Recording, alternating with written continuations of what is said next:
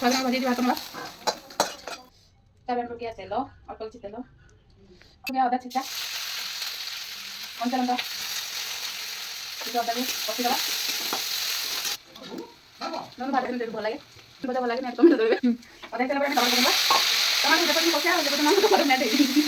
ତାପରେ ଲୁଣ ହଳଦୀ ପକେଇବା ଆପଣ ସାର୍ ଲୁଣ ଟିକେ କମ୍ ପକେଇଲେ କଷା ପକେଇବା ହଳଦୀ ଗୁଣ୍ଡ ଆଉ ଧନିଆ ପତ୍ର ମସଲାକୁ କଷିବା ସେ ପର୍ଯ୍ୟନ୍ତ ଗରମ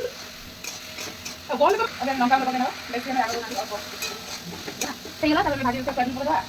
ତାପରେ ସିଝେଇଥିବା ଆଳୁକୁ ପାଣି ଛାଣିକି 2-3 ମିନିଟ୍ କଷିବା ଏମିତି ମାରିଦେଲେ ଆଳୁଟା ମିକ୍ସ ହେଇଯିବ ତରକାରୀ ଟିକେ ବହଳିଆ ହେଇଯିବ ସେଥିପାଇଁ ଆଳୁ ଆଉ ସୋୟାବିନ୍ ଟିକେ ମାରି ଦେଖନ୍ତୁ ସୋୟାବିନ୍ ଆଳୁ କଷା ବହଳିଆ କଷା ଗୋଟେ ହେଲା ତାପରେ କଷି ହେଲା ପରେ ଆମେ ଏଠି ପାଣି ଦେଇଦେବା ଝୋଳ ଅଳ୍ପ ବନେଇବା ତାପରେ ଏକୁ ଫୁଟିବାକୁ ଛାଡ଼ିଦେବା ଧନିଆ ଫାଇନାଲି ସୋୟାବିନ୍ ଆଳୁ ତରକାରୀ ରେଡ଼ି ହେଇଗଲା ତ ୟାପରେ ଅଳ୍ପ ଟିକେ ଧନିଆ ପତ୍ର ଲାଷ୍ଟ ପକେଇଦେବା ତ ये सॉयाबीन तड़का केमती जब मैंने कमेंट करिए आपन को बिना तेल टेस्ट केमती तो बढ़िया था आपन मन भी नियत बनेगी